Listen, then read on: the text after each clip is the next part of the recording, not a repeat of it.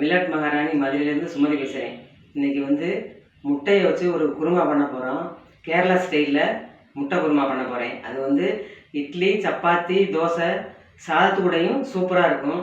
அதுக்கு என்னென்ன பொருள் தேவை, செய்முறை என்னென்னு பார்ப்போம். வாங்க வீடியோ.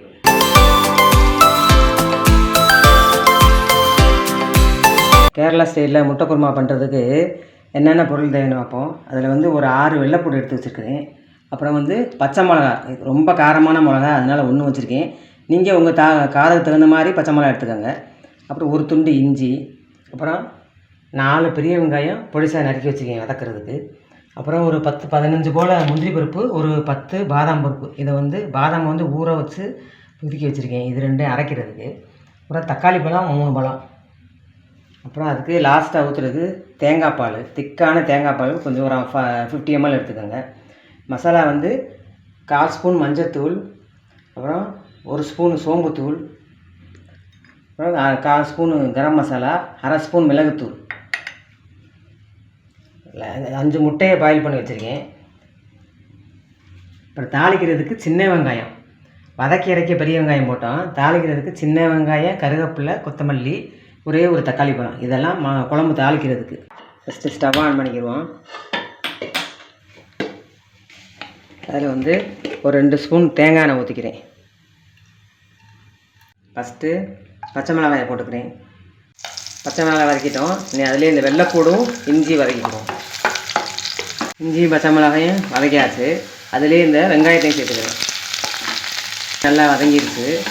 நல்லா வதங்கினா போதும், செவக்க வேணாம். இப்போ இதுலேயே இந்த தக்காளியை சேர்த்துக்கிறேன். 3 தக்காளி நறுக்கி வச்சுருக்கேன். இதையும் சேர்த்து நல்லா வதக்கிக்கிறோம். இப்போ இந்த தக்காளி நல்லா வதங்கணும், அதனால் ஒரு 1.5 நிமிஷம் மூடி வச்சுக்கிறோம். இப்போ 1.5 நிமிஷம் ஆயிடுச்சு. இந்த தக்காளியும் நல்லா வதங்கிடுச்சு. அதுலேயே இந்த மசாலாக்களை சேர்த்துக்கிடுவோம். 1/2 spoon garam masala, 1/2 spoon pepper. இந்த குருமாவில் வந்து காரத்துக்குன்னு பார்த்தோம்னா பச்சை மிளகாயும் பெப்பரும் தான். அதனால் உங்களுக்கு காரத்துக்கு தகுந்த மாதிரி பச்சை மிளகாய் நிறையா போட்டுக்கோங்க, அதிக காரம் சேர்க்குறவங்க. அதிலே மஞ்சள் தூளும் சோம்பு தூளும் சேர்த்துக்கிடுவோம். இதை வதக்கிட்டு அடுப்பு ஆஃப் பண்ணிவிட்டு இறக்கி வச்சிடுறேன். இது நல்லா ஆறினதும் மிக்சியில் நல்லா ஃபைன் பேஸ்ட் அரைச்சிட்டு வந்துடுறேன். நல்லா ஆறிடுச்சு. இப்போ இந்த மசாலா போனால் நல்லா ஆறிடுச்சு. இதை மிக்சியில் சேர்த்துக்குருவோம். அதுலேயே இந்த 10-15 போல் முந்திரி, ஒரு 10 பாதாம், இதையும் சேர்த்துக்கிட்டு ஃபைன் பேஸ்ட்டு அரைச்சிட்டு வந்துடுறேன். நல்லா நைஸாக ஃபைன் பேஸ்ட்டு அரைச்சி கொண்டு வந்துட்டேன். ஸ்டவ் ஆன் பண்ணி குழம்பு வைக்கிற பாத்திரத்தை வச்சுக்குவோம். கொஞ்சம் தாராளமாக ஒரு 3 ஸ்பூன் அளவுக்கு எண்ணெய் ஊற்றிக்கிறேன். எண்ணெய் காந்துருச்சு. இப்போ கடுகு பருப்பு சேர்த்துக்கிறேன். ஒரு 1/4 ஸ்பூன் அளவுக்கு சீரகம் சேர்த்துக்கிறேன். அதிலேயே சின்ன வெங்காயம், இது நல்லா ரோஸ்ட் ஆகிடும். வெங்காயம் வதங்கிட்டு அதிலே இந்த கருவேப்பிலையை சேர்த்துட்டு தக்காளியும் சேர்த்துக்கிடுவோம். ஒரே ஒரு தக்காளி. தக்காளி வதங்கிட்டு இந்த மிக்சியில் அரைச்சி வச்சுருக்கோம்னா அந்த மசாலாக்களை சேர்த்துக்கிடுவோம். இப்போ இந்த மிக்சி ஜாரை கழுவி அதில் ஒரு டம்ளர் தண்ணி ஊற்றிக்கிறேன். இந்த குருமாவுக்கு தேவையான உப்பு சேர்த்துக்குவோம். ஒரு 2 கொதி கொதித்த உடனேயும் முட்டையை சேர்த்துக்குவோம். நல்லா கொதிச்சிருச்சு. நீங்கள் வந்து இந்த முட்டையை கீறி அதில் சேர்த்துக்கிறோம். 4 சைடும் கீறினோம்னா தான் அந்த மசாலா அதில் போய் இறங்கும். ஃபைனலாக ஒரு 50 ml தேங்காய், 50 100 ml வரைக்கும் திக்கான தேங்காய் பால் ஊற்றிக்கிடுவோம். தேங்காய் பால் ஊற்றினோடனே ரொம்ப நேரம் அடுப்பில் இருக்க வேணாம். ஒரு கொதி வந்தவொடனே அடுப்பு ஆஃப் பண்ணிட வேண்டியதான். ஆஃப் பண்ணிவிட்டு கொத்தமல்லி தழை சேர்த்துக்கிடுவோம். கொதிக்க ஆரம்பிச்சிருச்சு.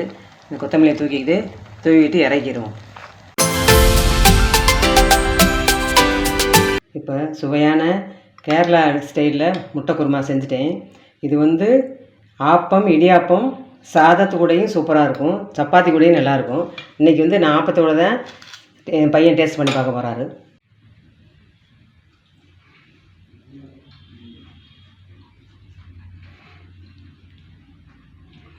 ரொம்ப அருமையாக இருக்குங்க. இந்த ஆப்பத்தை வச்சு சாப்பிடும்போது ரொம்ப சூப்பராக இருக்குது. சாதத்தை வச்சு பார்க்கும்போது ரொம்ப டேஸ்ட்டாக ரொம்ப நல்லா இருந்துச்சு. இதே மாதிரியே நீங்களும் செஞ்சு பார்த்துட்டு எங்கள் சேனலுக்கு சப்ஸ்கிரைப் பண்ணுங்கள்.